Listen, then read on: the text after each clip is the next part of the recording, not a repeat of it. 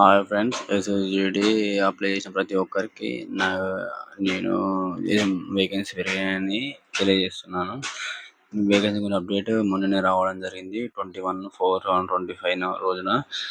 కాకపోతే నేను కొంచెం బిజీగా ఉండడం వల్ల నేను వీడియో చేయలేకపోయినా. డ్యూటీలో బిజీగా ఉన్నా, అందుకే నేను వీడియో చేయలేకపోయినా. వచ్చేసి పోస్ట్ అనేసి అన్నిట్లలో ఆల్ ఆర్ ఇంక్రీజ్ అయినాయి. బిఎస్ఎఫ్, సిఎస్ఎఫ్, ఎస్ఎస్బిలో మాత్రం పెరగలేదు. వచ్చేసి పోస్టులకు గాను పెరిగిన పోస్టులకు గాను 48,320 గాను 53,690 అంటే ఆల్మోస్ట్ వచ్చేసి 4,400 ఆల్మోస్ట్ 5,000 నియర్ టు 4,000 ఎబోవ్ పెరగడం జరిగింది. ఎస్ఎస్బిలో మాత్రం 0. ఇంకొచ్చేసి అస్సాం రైఫిల్ ఎస్ఎస్బి 0. అస్సాం 0 రావడం అంటే వాటిలో పెరగలేదు. ఎందుకంటే అక్కడ ఇంపార్టెంట్ ఎక్కడ ఉంటే అక్కడ వేస్తారు. BSF and CRPF important. Major rule వచ్చేసి ఒకసారి ఈ పెరిగిన లిస్టు మీరు చెక్ చేసుకోవచ్చు ఎక్కడ ఎన్ని అనేసి. మనది వచ్చేసి తెలంగాణ స్టేట్ కాబట్టి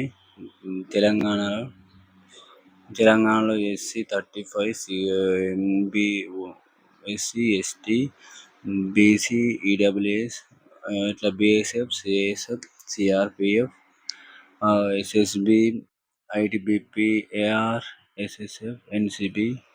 ఈ టోటల్ వచ్చేసి గ్రాండ్ టోటల్ మనకు నీట్గా ఎక్స్ప్లెయిన్ చేసిండు. ఈ స్టేట్ వైజ్ వేకెన్సీ ఇవి notice for constable male and exam 2025 Naxal and military including Naxal affected districts areas. అంటే నక్సల్ మిలిటరీ అంటే ఆ ఎఫెక్టెడ్ ఏరియాస్ ఏవేవైతున్నాయో, మన రీసెంట్గా ఇప్పుడు కర్రగుట్టపై ఈ ఎన్కౌంటర్ జరుగుతుంది కదా, అటువంటి ఎఫెక్టెడ్ ఏరియాస్ ఏవేవైతున్నాయో అక్కడ జాబ్స్ అనేది తక్కువ మార్క్స్కే నీకు జాబ్ పొందే అవకాశం ఉంటుంది. ఇందులో వచ్చేసి 10% ఈ 10% వచ్చేసి ఎక్స్ సర్వీస్ మ్యాన్కు ఇవ్వడం జరిగింది.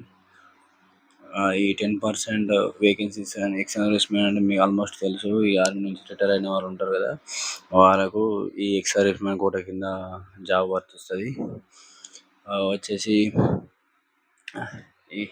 ఒకసారి మీరు చెక్ చేసుకోండి, మీకు ఎన్ని ఇంపార్టెంట్ ఇస్తారో. మీరు ఎప్పుడైనా సరే దీనికి ఎడిటింగ్ ఉండదు కాబట్టి అప్లై చేసేటప్పుడే సిఎస్ఎఫ్ స్టార్ట్ చేస్తే లాస్ట్ బిఎస్ఎఫ్, సిఆర్పిఎఫ్ ఆప్షన్ ఇవ్వండి. లేదంటే తర్వాత ఎడిటింగ్ అనే ఆప్షన్ ఉండదు.